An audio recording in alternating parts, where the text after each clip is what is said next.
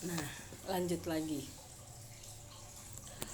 Nah, setelah saya menjalani kerja bantu-bantu almarhum, lumayan deh. Tiba-tiba aja almarhum itu entah kenapa pulang dari habis belanja kain jok, kain sofa. Tiba-tiba aja dia teriak, aduh katanya sakit sakit, kakinya langsung bengkak. Saya nggak tahu itu lagi langsung bengkak itu masalahnya di mana. Ya namanya saya dulu waktu itu masih on ya, masih blow on. Saya pikir wah jangan-jangan kena santet, jangan-jangan dikerjain orang gitu. Karena kakinya itu langsung segede, ada kali ya segede itu, segede pohon yang gede tuh, batang pohon yang gede. Tiba-tiba aja kakinya bisa gede, hitam kayak orang kebakar, perutnya langsung gede sama hitam. Dan itu saya kaget. Saya bawa pulang kampung. Saya pikir kita diguna-guna gitu. Pas pulang, pas dicek, udah ke orang-orang pinter, udah ini udah itu, tetap penasaran, hasilnya kita ke rumah sakit. Pergi pulang kita ke rumah sakit, ternyata apa? Ternyata almarhum itu komplikasi ginjal dan lever. Jadi udah parah gitu loh. Selama ini nggak dirasa sama dia. Udah parah, udah apa sih? Udah apa kalau kata dokter istilahnya saya nggak ngerti juga ya. Pokoknya udah kalau mungkin kalau ini namanya leper kan belum ada penyakit, belum ada obatnya. Terus ginjal itu yang bikin kakinya gede itu. Nah, dari situ saya cuma bisa berdoa, ya Allah, jangan sampai kena apa-apa, jangan sampai gimana-gimana. Saya takut, saya bilang, anak masih kecil-kecil. Terus anak masih kecil masa ya sih mau ditinggal. Cuman waktu itu saya kenapa nggak ngehnya apa? Nggak ngehnya sebelum sebelum itu saya tahu almarhum itu sakit, saya nggak ngerti,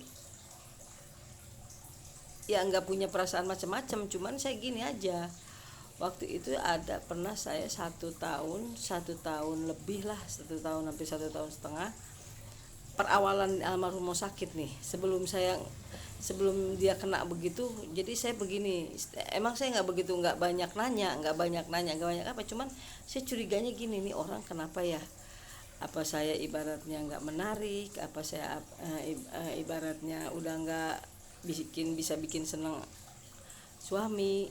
Dia nggak pernah sentuh saya selama satu tahun setengah itu. Nah, nggak pernah nyentuh saya di situ, wah kenapa ini ya, kata saya gitu. Nah, pernah sampai sampai saya ngalamin begini, nanya ke dia malam-malam. Saya coba saya lihat kalau tidur dia kok ngeringkuk belakangin saya, kalau tidur dia ngebelakangin saya. Nah, sempat saya sampai penasaran, akhirnya saya tanya gini, kenapa sih kok tidur selalu ngebelakangin, kalau tidur selalu ngebelakangin, saya bilang gitu. Nah, dia bilang gini, akhirnya dia apa, mungkin ada rasa malu juga dianya, ada rasa malu, ada rasa gimana, mungkin ada kekurangan. Nah, dari situ dia bilang, ya minta maaf katanya, udah nggak bisa lagi katanya dia nyentuh saya katanya. Mau gimana lagi, nggak tahu ini kenapa kok tiba-tiba kayak begini, kata dia. Kok langsung lemes, langsung nggak, ibaratnya nggak, kayak udah nggak ada gairah gimana. Dari situ, kok bisa, saya bilang begitu. Ya mau bagaimana lagi katanya. Ya kalau misalnya situ mau nyari yang lain silahkan katanya. Situ kan masih muda katanya, masih ibaratnya masih bisa, masih ada gairah. Dari situ saya diem aja nggak ngejawab. Nah, tiba-tiba tuh yang tadi itu saya bilang, dia tiba-tiba jatuh habis belanja, langsung kakinya itu gede bengkak. Ternyata ginjal sama leper. Ya situ kan saya bingung, kok bisa ya. Nah kita bawa ke kampung, pas di kampung pas dicek dia ternyata leper sama komplikasiannya ginjal. Dia sempat ngomong sama saya, sekarang begini aja, saya kan udah begini keadaannya, katanya udah nggak kuat dan udah nggak bisa menuhin kewajiban. Gimana kalau kamu saya talak, katanya. Dalam keadaan almarhum itu begitu, saya ditalak, tapi saya nggak boleh ngomong sama orang tua saya, orang tua dia atau saudara dia. Saya tetap tapinya saya menjalanin gitu loh. Menjalani apa? Saya kok ditalak tiba-tiba cuman hanya karena begitu saya ditalak. Nah, almarhum sempat sampai nyuruh, ya udah kalau mau kerja, mau cari kerjaan silahkan cari kerjaan yang lain. Silahkan pergi ke Jakarta lagi, cari kerjaan, tapi anak jangan dibawa, biarin anak sama saya, syaratnya itu. Dari situ saya bingung, gak mungkin saya ninggalin suami dalam keadaan sakit, gak mungkin. Sampai akhirnya saya bilang, kalau misalnya seumpamanya suami dalam keadaan sakit terus saya pergi ke Jakarta, saya cari uang, yang ngurusin dia siapa? Ada dia bilang, kalau untuk masalah ngurusin gampang ya, dia katanya dia sambil begitu, dia sambil sakit begitu dia bisa ngurusin anak. Yang penting gimana nih anak caranya bisa sekolah, karena dia udah nggak nyanggup lagi kerja cari uang, karena setiap nggak boleh capek dia kambuh, setiap capek dia pasti kambuh. Dan kalau udah kambuhnya itu, zaman dulu kan belum ada BPJS atau bantuan pemerintah tuh belum ada, sampai habis. Kita punya uang, kita punya sawah, itu sampai habis sama dia, dijualin. Saya pergi ke Jakarta,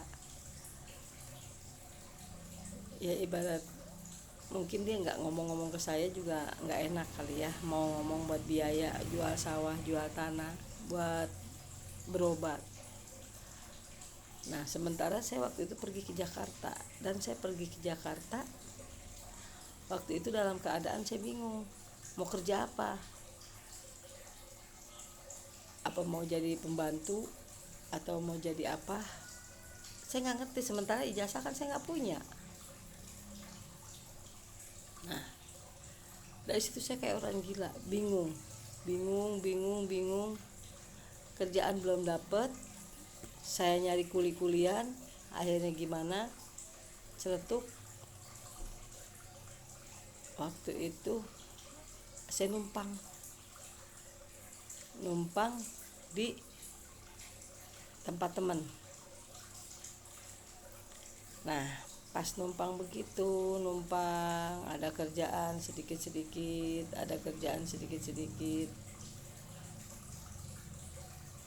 nggak lama kemudian almarhum nengokin saya. Nah nengokin saya itu dipikir